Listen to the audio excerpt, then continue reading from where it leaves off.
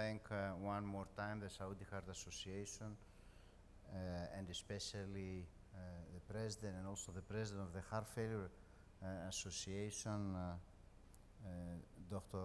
Walid Al-Habib, for the excellent program that he put together. And let me slightly modify the title of my presentation. Although I think that ROSE was a very important trial, I'm going to present ROSE acute heart failure and beyond. And let me start from where we finished. We stopped in the morning. We have discussed that congestion is very important in patients with acute heart failure. One of the problems that we face is that in these patients with acute heart failure, if you go to the different registries, you can see that 1/3 of these patients, they have also chronic kidney dysfunction. Another problem that we face in everyday clinical practice in these patients with heart failure, acute heart failure, is that even if they don't have chronic kidney disease, they develop worsening of renal function during the initial treatment. And we know today that there are many determinants and forms of worsening renal function in these patients with heart failure.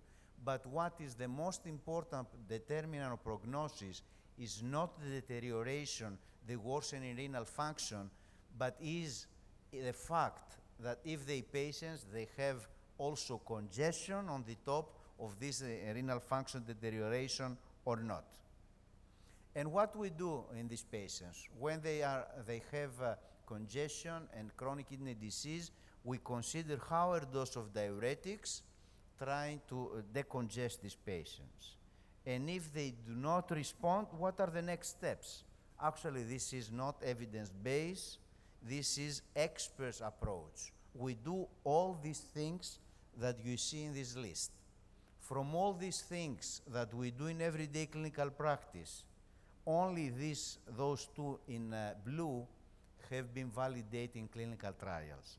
The intravenous infusion, rather than bolus therapy, tested in some patients with acute heart failure in the dose trial, and the dopamine in different doses. But it's more than one trial, is something more than the ROSE acute heart failure in this setting. And this concept of dopamine in those patients with heart failure is an old concept. Maybe you cannot read the date, but it's 1963 when for the first time it has been published, this paper, that sodium diuresis produced by dopamine in patients with congestive heart failure, and dopamine increased sodium diuresis in these patients. Since then, many different trials have been published. And you can see here just a summary of some of these trials with the renal effects of dopamine.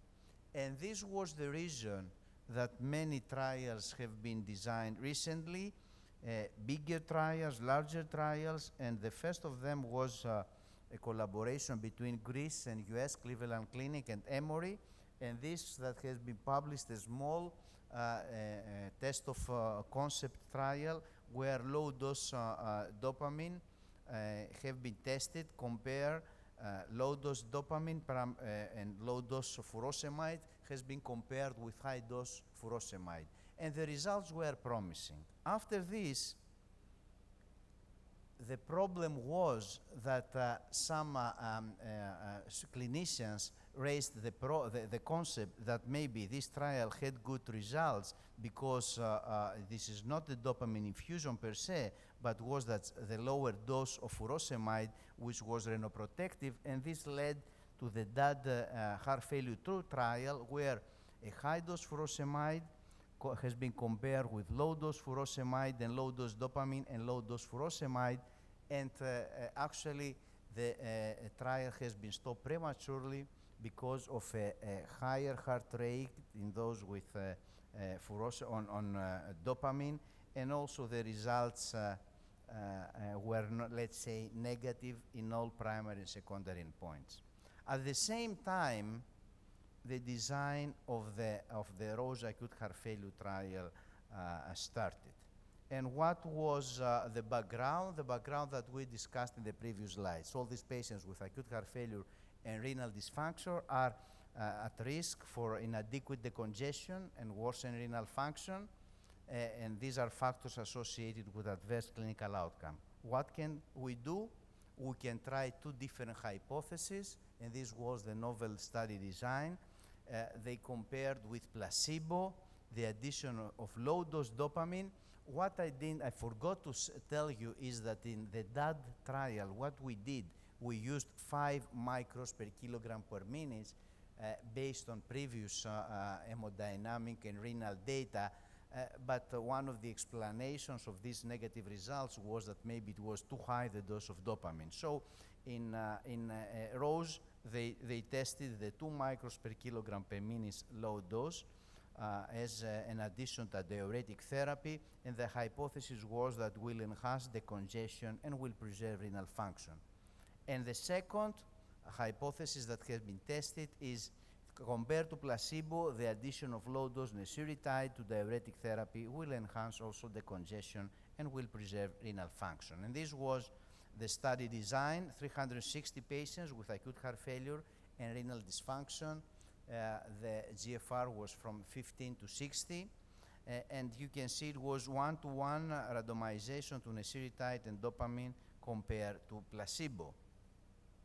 These were the two co-primary endpoints: the congestion endpoint, cumulative urinary volume from randomization through 72 hours, and the renal function endpoint was the change in serum cystatin C from randomization to 72 hours. These are the baseline characteristics of the population. Let's say typical acute heart failure population, with the exception of diabetes, which is a little bit higher than usual in the registries and everyday clinical practice. And here are the results. No difference in the low-dose dopamine arm in the two co-primary endpoints: 72-hour urine volume, change in cystatin C. And if you can look at the subgroup analysis, you can see that in those with preserved ejection fraction above 50, there was even a negative trend favoring placebo in this arm. And in the secondary endpoints, no significant treatment effect in decongestion, renal function, symptom relief. And if you check at the lower part of the slide, the study drug tolerance, dopamine compared to placebo, more hypotension in placebo, more tachycardia as in our trial in dopamine, and study drug discontinuation was similar, the percentage between dopamine and placebo. And about the clinical outcomes, 60-day death and scheduled off-field visit for heart failure or heart failure readmission, and even the 100-day mortality, no difference between the two groups. And the results were exactly the same in the nesuritide strategy arm. And if you look at the subgroup analysis, exactly the same effect. You can see that in those with ejection fraction above 50%, there was a trend favoring placebo, a trend in these patients, and the same was true also in those with higher systolic blood pressure. And as you can see in the clinical outcomes, the 60-day death and scheduled office visit, and heart failure readmission, and in 180-day mortality, no difference between nesuritide and placebo, although there was a trend in the right direction for nesuritide. In conclusion, in patients with acute heart failure and underlying renal dysfunction, dopamine, when added to standardized diuretic dosing, neither low-dose dopamine nor low-dose nesuritide enhanced decongestion or improved renal function. So what are we doing in this patient admitted in the hospital with congestion? Is in high dose of IV loop diuretics, and then let's say that we don't have adequate relief of symptoms and adequate decongestion.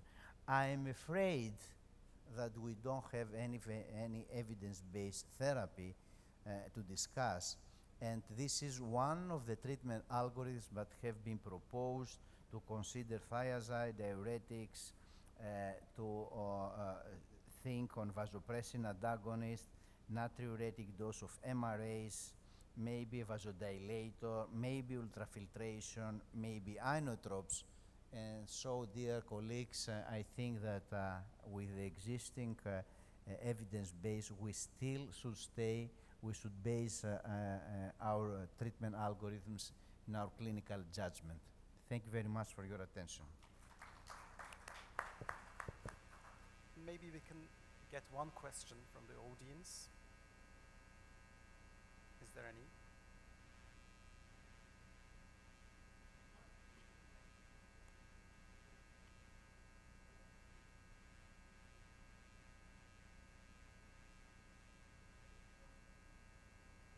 Microphone, thank you. Mahmoud, as you know, this is a difficult question. I think that we have only some data from the past, 30 years old in this setting, from Lynn Warner-Stevenson, and she used nitrates. But of course, we have other problems with nitrates, and so I don't think that we can give, with existing data, a firm guidance what should be done. I think that this should be based for, at this point, to the experience and the vasodilators that can be used in a specific country or region. I hope that with the new trials, when we have new drugs, we can give a more specific treatment algorithm. Very much for a nice presentation.